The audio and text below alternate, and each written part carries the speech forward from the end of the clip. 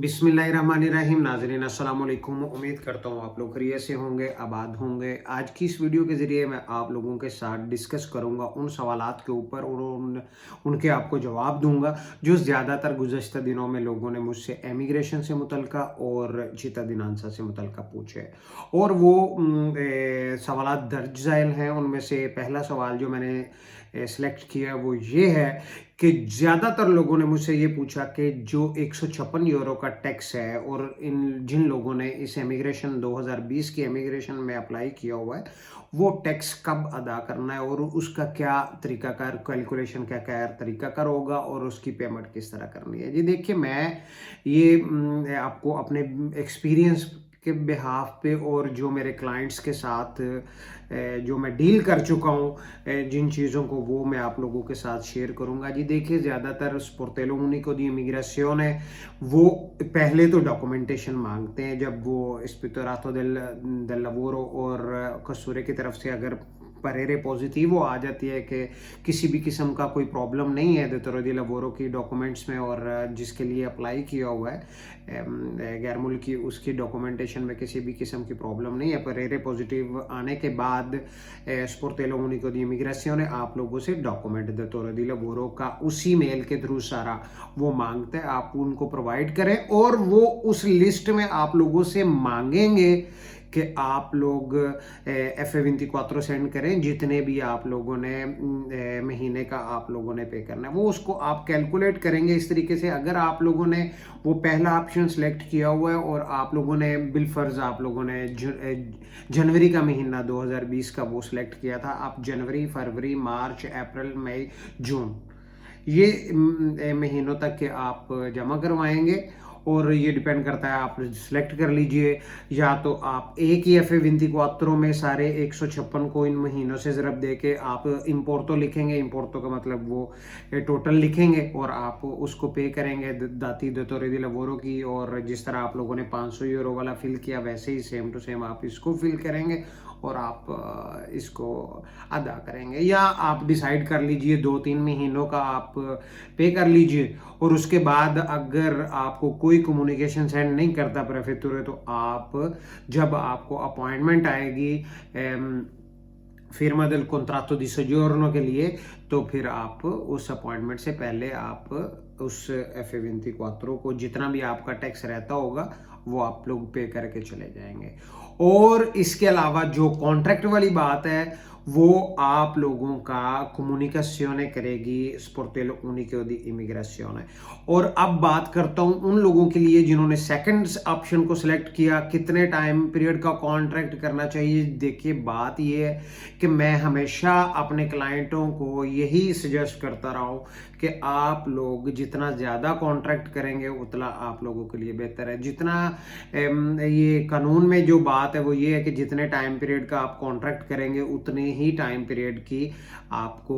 परमेसो सोजियोर्नो मिलेगी। और अगर आप लोग इंडिटरमिनातो करते हो तो इसका मैक्सिमम आपको 2 साल की परमेसो सोजियोर्नो को मिलने के चांसेस हैं। और ये इंडिविजुअल सी बात है कि किसका किस हिसाब से करेगा वो जो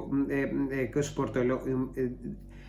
उनिको दी इमिग्रेशन वाले इस चीज़ को प्रॉपर डिसाइड करेंगे कि कितने टाइम की, डिपेंड करता है हर बंदे की इंडिविजुअल सिचुएशन को। और बाकी जो तीसरा सवाल है वो B1 के सर्टिफिकातों से मुतल्लिका है, इटालियन नेशनैलिटी से रिलेटेड कि आया ये जो नया कानून आया है उसमें जिनमें सल्वीनी के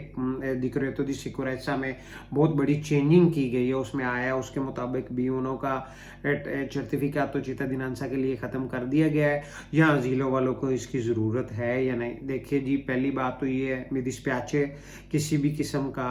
B1 का टेस्ट ख़त्म नहीं किया गया, वो स्टिल वो उसकी रिक्वायरमेंट है। वो सिर्फ और सिर्फ उन लोगों को ज़रूरत नहीं है जिनके पास lungo periodo di permesso di soggiorno है या जिनके पास accordo di integrazione है या ऐसी इम्पेडिशन बीमारी की जो ये सर्टिफिकेट मेडिकल तौर पे आपको ये अप्रूव कर सके इस चीज़ को कि आप इस काबिल ही नहीं कि आप ये सर्टिफिकेट कर सको। और बाकी अजीलों वालों को क्योंकि ये lungo periodo permesso di soggiorno के लिए ज़रूरत नहीं है आदुए की, तो इसलिए जब आप लोग अप्लाई करते हैं चिता दिनांसा के लिए, तो आपको बीओनो का टेस्ट सर्टिफिकेट तो लगाना पड़ेगा। इसमें आप लोगों को किसी भी किस्म की कोई छूट नहीं है। बाकी रिक्वेस्ट दी अजीलो पोलिटिको और अजीलो पोलिटिको, यानी कि आसान अल्फाज में 6 महीने वाली परमिशन से जो और 5 साल वाली रिक्वेस्ट जो अजीलो पोलिटिको है, अजीलो पोलिटिको रिफ्यूजातो वाला स्टेटस जो है वो आया तब्दील हो सकता है कि नहीं। देखिए, आज तक मैंने कोई भी कानून ऐसा नहीं देखा कि जिसमें एक्सप्लिसिटली ये चीज़ मेंशन की गई हो कि ये स्टेटस कन्वर्टेबल है। ये स्टेटस कन्वर्टेबल नहीं है, लेकिन कुछ लोगों से सुनने में आता है कि ये परमिशंस जो उन्होंने चेंज करवाई, लेकिन मेरे पास कोई ऐसे शवाहद नहीं है कि जिसके ऊपर, क्योंकि मेरे लिए इम्पॉर्टेंट बात जो है कि जो कानून में लिखा हुआ है कि कानून किसी भी जगह पे एक्सप्रेसली इस चीज़ को नहीं बोलता कि ये स्टेटस कन्वर्टेबल है। और रही बात इटालियन नेशनैलिटी अप्लाई करने के लिए जो 3 साल के खुद की रिक्वायरमेंट है, देखिए ये कंपलसरी है सब लोगों के लिए। आखिरी 3 साल का खुद आप लोगों के पास होना ज़रूरी है। और इसमें अगर आपका कानून के मुताबिक जो एक लिमिट रखी हुई है कानून में, वो उससे अगर मैंने जो उससे अगर आप लोगों का कम है तो आपके लिए, अगर 1 साल का भी कम है तो आप लोगों के लिए प्रॉब्लम बनेगी। और मैं एक और बात करता चलूँ, जो आप लोगों को बीइंग अ पाकिस्तानी अपने तमाम